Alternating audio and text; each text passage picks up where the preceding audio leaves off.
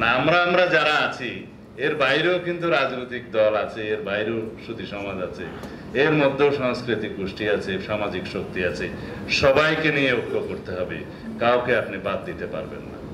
একটা বিষয় মনে রাখবেন, ফ্যাসিবাদ বিরোধী যে জাতীয় ঐক্য গঠিত হয়েছে, সেই জাতীয় ঐক্য ফ্যাসিবাদের বিরুদ্ধে যারাই অংশগ্রহণ করেছে সবাইকে মিলে সেই জাতীয় ঐক্য টিকে রাখতে হবে। এখানে আমরা কেউ টুপিওয়ালা আছি, কেউ টিপুবিহীন আছি, কেউ অন্য কেউ আছি, কাউকে আপনি বাদ দিতে পারবেন না। ফ্যাসিবাদের বিরুদ্ধে যারাই সংগ্রাম লড়াই করেছে, গণতন্ত্রের স্বার্থে সবাইকে নিয়ে আমাদেরকে ঐক্য রাখতে হবে এবং এই ফ্যাসিবাদ বিরোধী জাতীয় ঐক্যকেই রাজনৈতিক সংস্কৃতি হিসেবে আমাদের চর্চা করতে হবে এই আমাদের এই দেশের রাজনীতিতে। তাহলেই পরে ফ্যাসিবাদের বিরুদ্ধে আদর্শিক আমাদের রাজনীতিটা প্রতিষ্ঠিত হবে।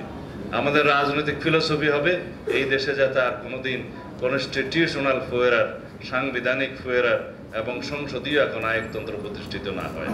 সেটাই হবে আমাদের ঐক্যের মূল ভিত্তি।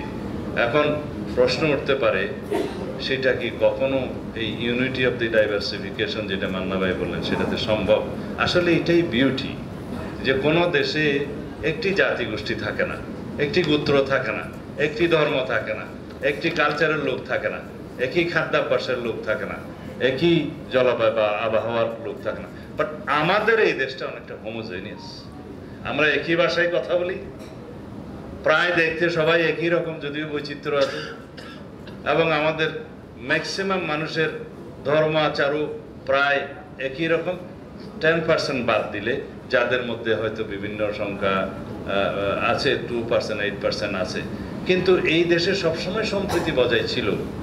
পার্শ্ববর্তী দেশে যখন ধর্মীয় কারণে রায়ট হয়েছে, তখনও আমাদের বাংলাদেশে কেউ কোনো রকম কোনো রায়টের উস্কানিতে পা দেয় নাই।